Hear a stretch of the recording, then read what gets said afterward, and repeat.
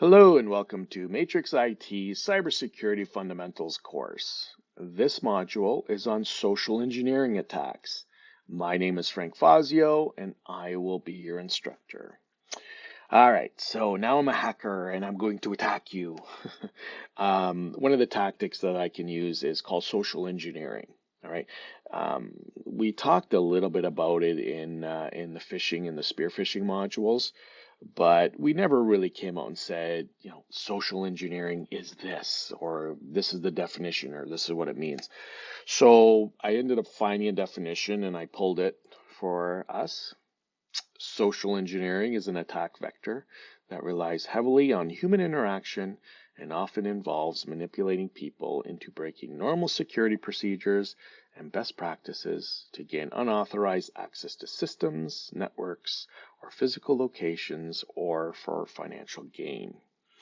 So, operative words, manipulating, interaction, okay? So social engineering is basically, me manipulating you into doing something you normally wouldn't do, right? You're sitting at your desk at work, you get that phone call from a vendor asking you to change an account number, and you do it without going through proper procedure, change a mailing address, something like that. If I wanted to manipulate you, it's a lot easier to manipulate you if I know about you. Um, so what we do, and we talked about this in spear phishing module, we go out in your social media. We see what you're posting. What your hobbies are, where you work. We can tell a lot. We can start developing, what your home life looks like, what your work life looks like, who you interact with in your work life, and it's easier to manipulate someone if you know a lot about them, and that's rule number one about hacking. You got to know your target. You got to know what you're dealing with, and how you can easily manipulate the system or the person running the system. All right, so that's social engineering, manipulation. Okay, so there's a number of different attacks that we can look at. Phishing, we've talked about phishing over and over and over again. Going to send out that Netflix email to everybody and their grandmother. Your account's been compromised, your account's been locked, whatever. And you know what? Regardless if they have Netflix or not, you're going to send them the email.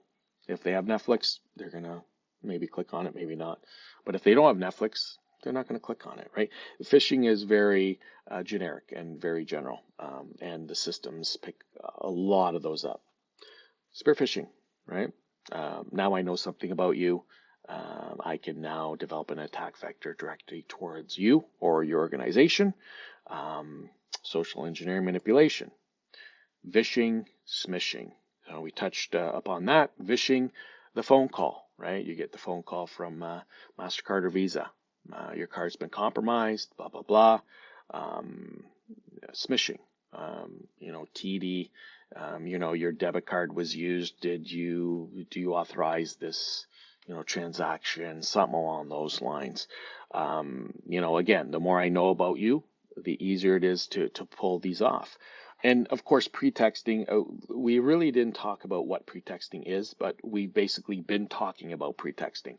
So pretexting is a situation that you create as a hacker so the target responds to it. And this all goes together. So pretexting is like that call you get from the government saying, you didn't file your taxes properly, you're going to jail, right? You need to talk to an advisor right now. Press 1, or you're going to jail. They're going to show up and they're gonna arrest you. But that's a phone call, right? So it's vishing. So pretexting can be used throughout all of these social engineering attacks. Okay, baiting, right?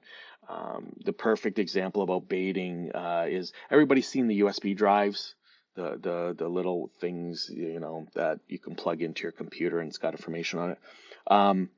Baiting is basically me dropping one of these in the parking lot or on your driveway getting you curious to see what it is. I'm baiting you to pick it up. And it becomes successful when I know about you, and I can put labels on the USB, which makes it more interesting. It's called a USB drop.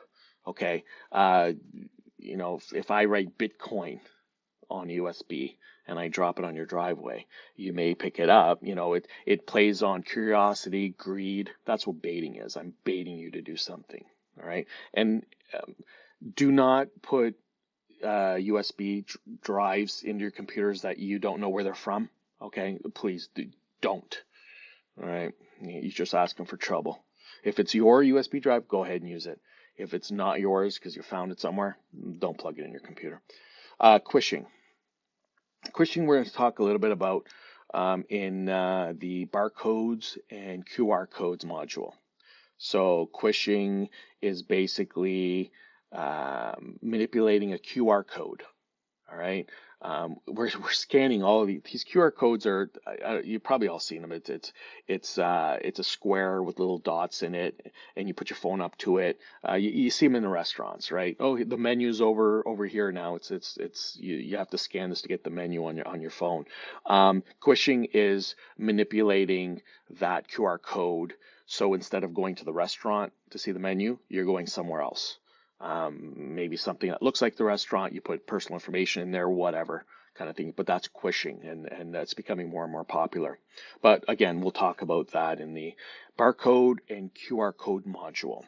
All right, so these are just some of the social engineering attacks that we can come up with. There's other ones. These are the more common ones. So real life example time. This is Chris Roberts. Chris Roberts is the red guy. He put red paint or red dye. Yeah, he's a character, and he's got the beard. That's not Chris. That's me. Okay, this is Chris Roberts. So Chris Roberts, I met Chris. He's a hacker, ethical hacker. He's really good at it too. I met Chris years ago at a hacker conference. I like to do a number of hacker conferences every year. And I meet all sorts of really interesting people and hear lots of really good stories. So I met Chris in Michigan at one of the conferences, and till this day, I still go up to that conference and we meet up, and he's a whiskey drinker, I'm a whiskey drinker, and we sit down, we trade stories, but his stories are way better than my stories. So what Chris is famously known for, he was able to, so what he was trying to do was prove to the airline industry that airplanes were not as protected as they thought, that they are hackable. So he learned the avionics systems and the software used for the planes, and he was able to hack an airliner in flight. All right. So he's in his seat, and he was able to access the avionics through his laptop, through a USB port that was near the seat there. And he was able to shimmy the plane in flight. And of course, he was able to post that in social media, and the FBI and an assortment of authorities, a number of authorities were waiting for him when he landed. Um, Flying is not enjoyable for him anymore, I don't think.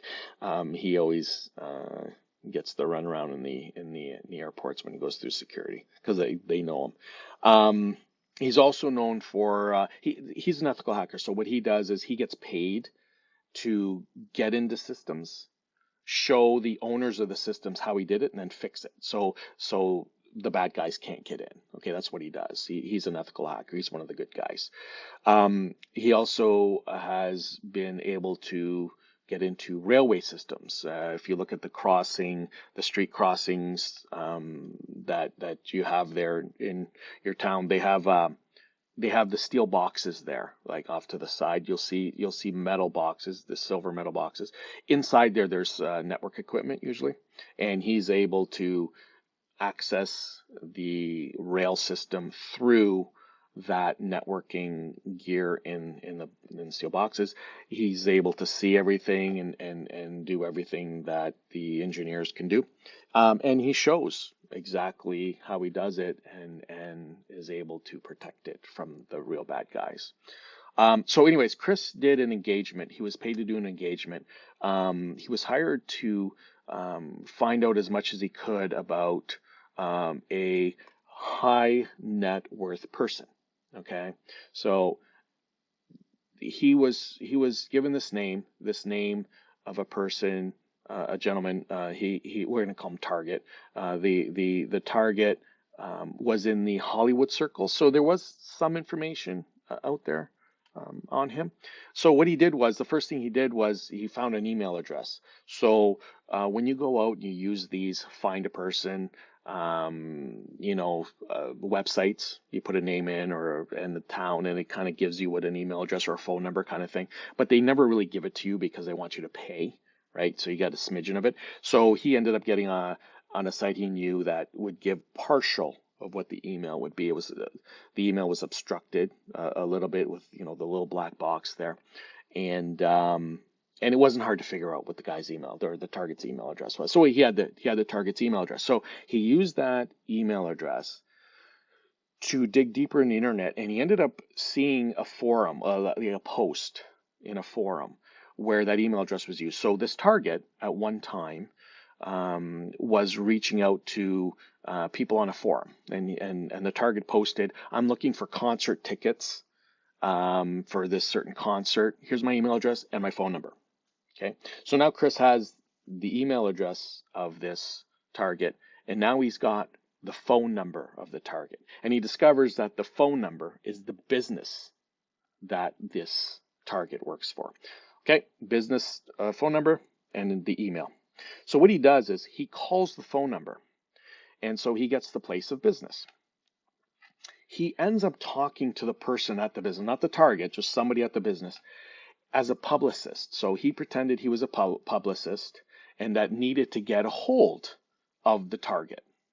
So because of the finagling and the social engineering that he used, he ended up getting the personal cell phone number of the target. So now he's got the email address, the business phone number, and now the personal cell phone number of the target. Okay, I'm a publicist. I need to get a hold of him. Can I get his personal cell? And he was good enough to get the cell. So with that, he now figured out the guy had a mortgage, or the target had a mortgage on his house. So with that information, he was able to figure out the home address and some other public records. So what he does then is he calls the mortgage company. And as he calls the mortgage company, he's got enough information to make the mortgage company believes that he's, works for the target, or he is the target. And he ends up getting the social security number of the target plus the information on the wife and kids, that he had a wife and kids. He didn't have a lot of information on it. So you can see how it starts to build up. All right. So with the sin and the wife and the kids, he decides that he's going to try to figure out where the kids go to school. So he starts calling schools as the target secretary, right? Or he has somebody that works for him call as the target's secretary to these schools looking for the target's kids. And he ends up finding them. He ends up figuring out where the kids are attending school. After that, all that information, he decides to actually go look at the house because he has the house, the home address of the target. So he decides, I'm going to head out, or have my people head out to the house, see if they can find anything around the house. At the house, he comes upon a Bluetooth signal. And with that, with the software that he was using, he was able to figure out, GPS settings of the target and some phone calls, blah, blah, blah kind of thing. So he presents this to the target and the people who hired him. And the target is not happy at all because all this information was found because people were tricked all along every step of the way. People were tricked. The business was tricked in giving away a cell phone number. The mortgage company was tricked in giving away information. The schools were tricked. This is how it works. And this is not difficult if you know what you're doing. Okay? This is why we have to be very, very careful when we're sitting at our desks and we get that phone call, All right, we get that phone call and we get tricked on giving away information. I was talking, like I said, I go to a lot of hacker conferences. I meet a lot of hackers. I have some really close friends that are hackers that do this for a living. Again, they're ethical and they get paid for doing this. And there was one lady I was talking to. She actually does this kind of stuff for a living. She actually gets this call first thing in the morning on a Saturday, and she's half asleep, and it's somebody saying your credit card has been compromised, right? And what happens is she's so out of it, she starts to give the number. She says, wait a minute, why am I giving the number to this? She was almost, and she does this for a living. Okay. If the credit card if the credit card company is calling you, they already have your credit card number. They should not be asking for your credit card number. Okay. That's why they're calling you, because your credit card number was compromised. They already have it. Okay. So don't fall into that. And we do this for a living. She was almost tricked. She said, I couldn't believe it. I was half asleep. Okay. So you have to be on your toes for this stuff. Right. And of course, here's my kids told me that I got to put a picture of a dog in one of my modules. This is the picture of the dog. Apparently, this is called a meme. I don't know if I'm pronouncing it right. A meme. I'm too old to understand this meme thing that the kids are doing or people doing on the internet. But again, on the internet, nobody knows you're a dog, right? And here's the dog, you know, hacking. All right.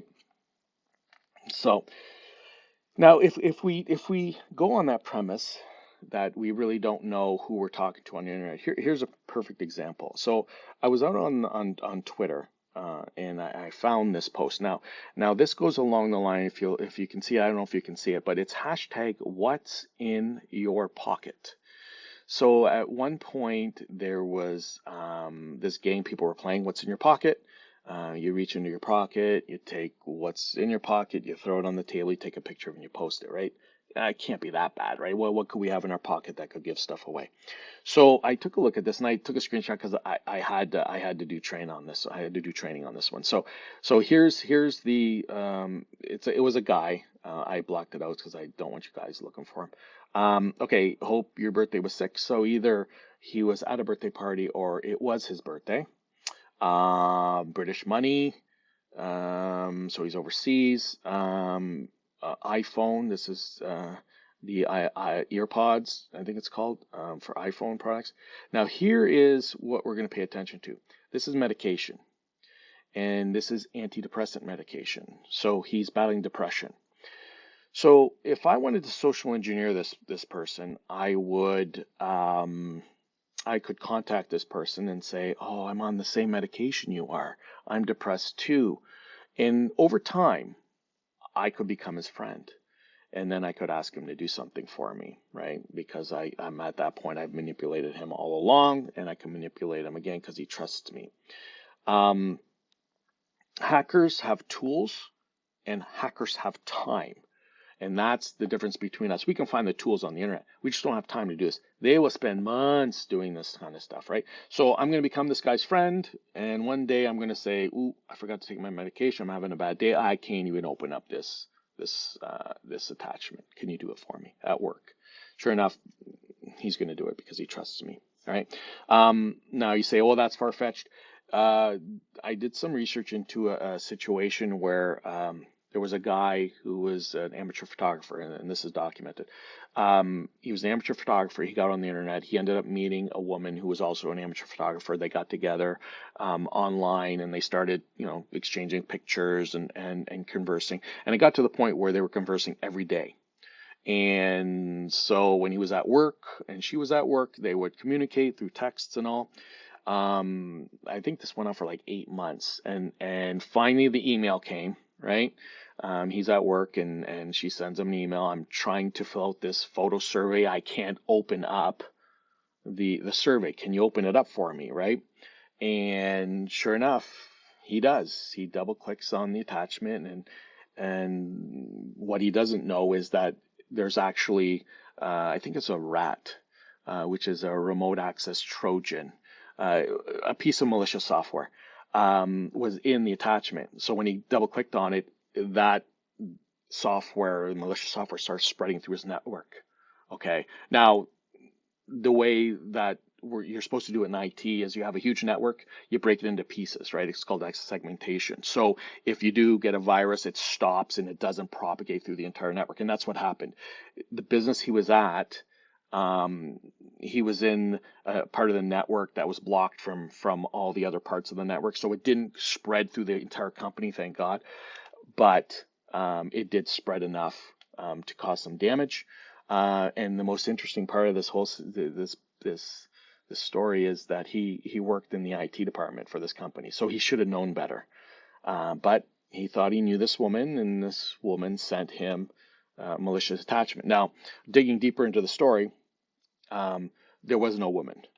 It was a nation state over on the other side of the planet, and they were trying to get into this company, and they knew this person worked at this company, so they decided to create this whole persona, and he fell for it. Okay, so we have to be very, very careful when we get attachments, and we don't want to start double clicking on things that we don't know where they're coming from. All right, so that's a good lesson there. Now, I don't know if you remember this one. This one, so okay, so I'm going to do a module on how to see if an account is fake or not. It's not easy to do, but there's some steps you can do. So Twitter, for one thing, if you want to know if it's a valid account in Twitter, they put a little check mark. So these are actually valid accounts. But what happened was the post here is, all Bitcoin sent to this address. I'm giving back to the community. All Bitcoin sent to this address below will send you double, right? So if you send me 1,000, I'm going to send you 2,000 back. These actually went out under Joe Biden and Barack Obama.